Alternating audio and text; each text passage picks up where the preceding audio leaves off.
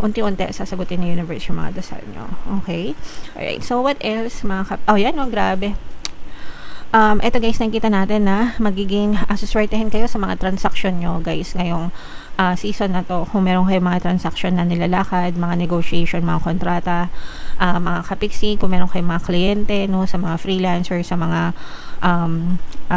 sales agent, kung kayo ay nag-a-apply ng trabaho, makaka-jackpot kayo sa mga benefits guys, makaka-jackpot kayo sa mga benta nyo, suswertehin kayo sa mga kliyente nyo,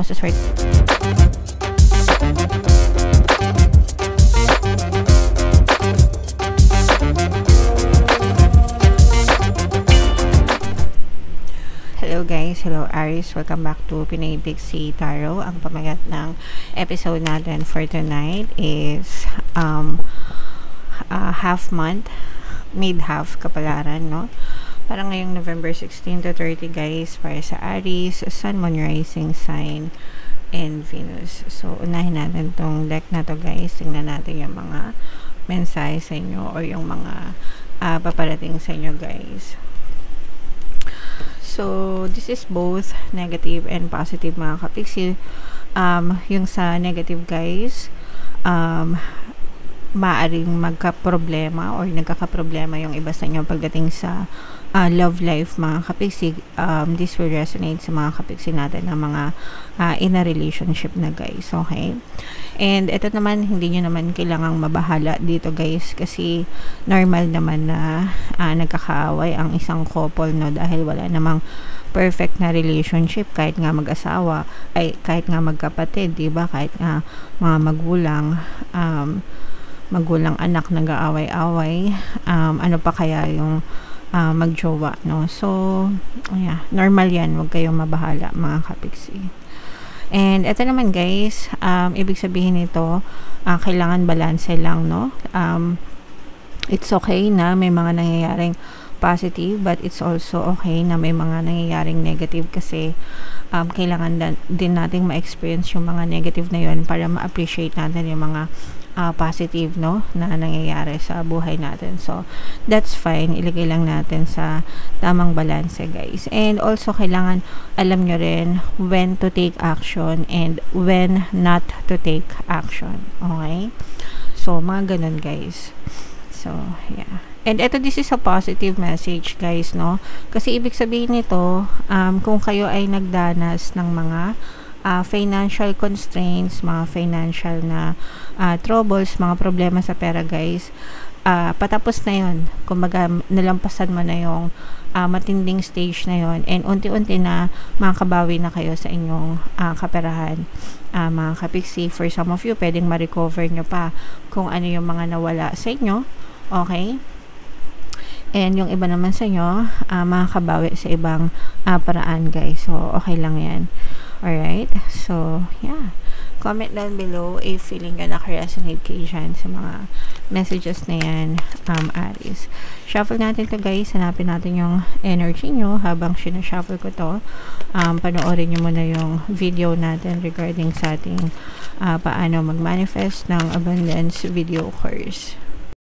Kapiksi, sawa ka na ba sa mga struggles at hirap sa buhay mo? Masipag ka ba at masikap sa buhay ngunit hindi ka pa rin umaasenso? Ilang beses ka na bang nag-attempt magnegosyo at mag-invest pero palagi ka pa rin nalulugi?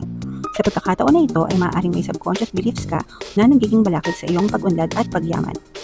Introducing, paano mag-manifest ng abundance video course.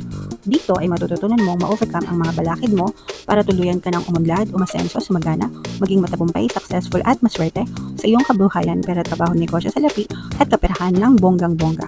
Dali, mag-send na ng email sa pinoypixitaro@gmail.com at simulan na ang iyong pagyaman ngayon. Alright, so sa lahat ng gusto mag-fill ng course guys, naka-flash sa screen nyo. Una, meron tayong paano mag-manifest ng abundance video course, paano mawala ang third party at magkaroon ng harmonious na relationship, and paano pabalikin si ex-survice breakups. Mga interesado guys, mag-send lang kayo ng email sa pinoypixitaro@gmail.com. And sa mga naghahanap ng pampaswerte na lucky charms or lucky bracelet guys, aventurine tsaka citrine, yung recommended ko, may makikita kayong mga link sa description box guys. So Aries, kayo ay represent ng Queen of Wands. Latag natin yung spread nyo guys. And by the way mga kapiksi, no, naka-upload na yung ating 2026 Pick a Card Kapalaran, guys. Punta na kayo sa homepage natin, mga kapiksi. Okay, so yeah.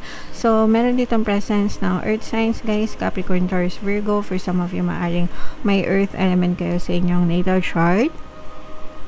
Or you may be dealing with another earth sign. Ito, guys, yung sinasabi natin na financial constraints, kasi nga sabi ko sa inyo, diba, yung iba sa inyo pwedeng nagdanas or nagdadanas ng mga financial troubles, pero magkakaroon ng mga positive changes, no, sa buhay nyo, and makaka-recover kayo dito, guys, no. So, ito na yung mga chance na binibigay sa inyo ng universe para makarecover, para malampasan nyo itong mga money problems na to. So, parang these are endings, guys, no? Endings and new beginnings ito, mga kapiksi. So, ibig sabihin, matatapos yung era, yung stage, yung journey na puro money problems, mga kapiksi, and papasok yung panibagong chapter ng buhay nyo na magkakaroon ng mga positive changes, guys. Pero again, no, hindi kayo mag-expect ng instant na change, mga kapiksi. Kailangan ikaw muna yung mag-initiate ng change sa sarili mo bago mag-reflect yan sa iyong physical reality. So, yung mga change na sinasabi ko is yung una, change sa pattern of thoughts mo, sa behavior mo, sa personality mo, sa habits mo, sa araw-araw na ginagawa mo, araw-araw na pinagbubusan mo ng energy. So, hindi magbabago yung buhay mo kung araw-araw nakafocus ka sa problema, araw-araw nakafocus ka sa reklamo, araw-araw nakafocus ka sa kakapusan ng pera. Kapag ka ganun pa rin yung pattern of thoughts mo, guys, hindi talaga magbabago yan. Pero mag-shift kayo into gratitude, grateful, no, count your blessings, literal, guys. No matter how big, no matter how small, the more na napapansin mo na blessed ka sa maraming aspeto, the more na papasok pa unti-unti yung blessing. So, doon na magkakaroon ng positive change.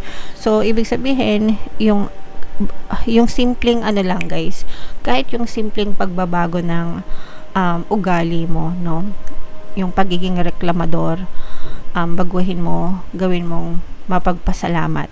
Yung isang tweak lang na yon, guys, sobrang laki na ng pwedeng maging impact sa buhay nyo, no? And you stay on that attitude over and over again hanggang sa completely makalimutan mo na yung pagiging reklamador, no?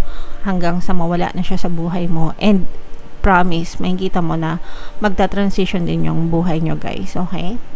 So, yeah. Pero this is a promise of positive change and mga unlimited chance, no, na ibibigay sa inyo ni universe, mga kapiksi. Unlimited chance, guys, para matupad yung mga wish mo. Actually, guys, no, kung si Genie, binibigyan tayo ng 3 wishes, si universe only yung wish niyan, guys. Only yung pag-wish kay universe, mga kapiksi, no? And it changes every time na nag-change kayo ng isip nyo, guys, but it's always coming to you as long as panindigan nyo sa isip nyo, sa puso nyo, kung ano yung mga wish nyo. What I'm trying to say is your prayers will be answered, Aries, okay? Sasagutin ng universe yung mga dasal mo basta consistent ka, nagpo-persist ka, nagtsatsaga ka, mga kapiksi. Bawal ang tamad, guys. Bawal ang tamad sa buhay. Kung gusto nyo pagpalain kayo, hindi lang sa kailangan syempre maging masipag kayo, di ba? Pero yung pagiging masipag, hindi lang sa masipag sa action. Kailangan masipag din kayo magdasal. Kailangan masipag din kayo ng positive mental diet. So, lahat yon, mga kapiksi. And kapag masipag kayo dun sa tatlong yon, guys, definitely, yung mga wish mo, igagrant yan talaga sa inyo ni universe, guys. Okay? So, just stay focused, guys. Unti-unti sasagutin ni universe yung mga dasal nyo. Okay? Alright. So, what else, mga oh, yan, oh, grabe.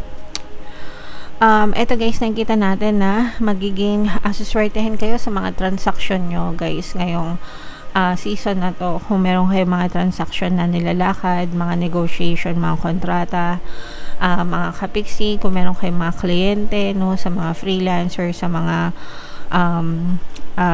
sales agent, kung kayo ay nag-a-apply ng trabaho, makaka-jackpot kayo sa mga benefits, guys. Makaka-jackpot kayo sa mga benta nyo, suswertehin kayo sa mga kliyente nyo, suswertehin kayo. So, ito yung magiging sagot sa mga financial constraints nyo, guys. Kasi nga, diba, sabi ko sa inyo, yung iba sa inyo may mga money problems, diba? Pero magbabago yan, magbabago yung takbo ng swerte nyo, mga kapiksi, sa pera, no? So, itong mga transaction na yan ang sagot sa mga money problems nyo, guys. Okay? So, talagang siswertehin kayo ng bonggang-bongga, mga kapiksi. Yung iba sa inyo, guys, sa negative, no, medyo merong nagpapasakit ng ulo nyo, merong mga trust issues kayo with another person, mga kapiksi, somebody na younger sa inyo, somebody na mas bata sa inyo, pwedeng kapatid nyo, mga kapiksi, pwedeng kaibigan nyo, kakilala nyo, pero parang magbibigay ito ng sakit ng ulo sa inyo, mga kapiksi. So, ito, pwedeng ano to, guys, itong sinasabi natin na caring connections na maaring magkaroon kayo ng problema, no, sa relationship. So, pwedeng sa relationship ito na parang hindi kayo makatulog, kakaisip ng problema nyo sa jowa nyo dahil sa trust issues, especially kung younger yung person mo, younger or may pagka-immature, guys. Okay? So, syempre, wag nyong imain yan. Ang imamay nyo lang yung mga swerte, yung mga magaganda. Okay? Alright. So, comment down below, guys, if feeling nyo nakaresonate kayo dyan sa messages na yan. So, shuffle natin to, guys. Bunot lang tayo ng isa pang card para sa inyong additional na mensahe. Love. Ay! So, ito naman, guys, syempre pwede naman ma-fix itong mga love relationship nyo, mga kapiksi. Hindi naman porket nagkaaway kayo, hindi na kayo magkakaayos, diba? So, and sometimes, kapag ka nagkabate, mas lumalalim pa yung pag-iibigan sa isa't isa. So, ang importante, guys, is mahal nyo pa rin yung isa't isa, mahal nyo pa rin yung sarili nyo, mahal nyo pa rin yung person, mga kapiksi. And kahit hindi sa romantic relationship, guys, even sa non-romantic relationship, palaguin natin yung pagmamahal sa puso natin, sa mga kaibigan natin, sa pamilya natin, kamag-anak natin, kapitbahay, kalaro, kaklase, kabarangay, kapiksi, yan. So, love makes the world go round, mga kapiksi. Alright? So, yan ang inyong reading, Aries. Comment down below, guys, if feeling nyo nakaresonate kayo dyan. Ito yung ating 2026 kapalaran, guys. Panoorin nyo na. Ito naman yung ating success stories ng paano mag-manifest ng abundance video course. Thank you for liking, sharing, and subscribing, guys. See you next time. I love you all. Have a nice day. Bye-bye.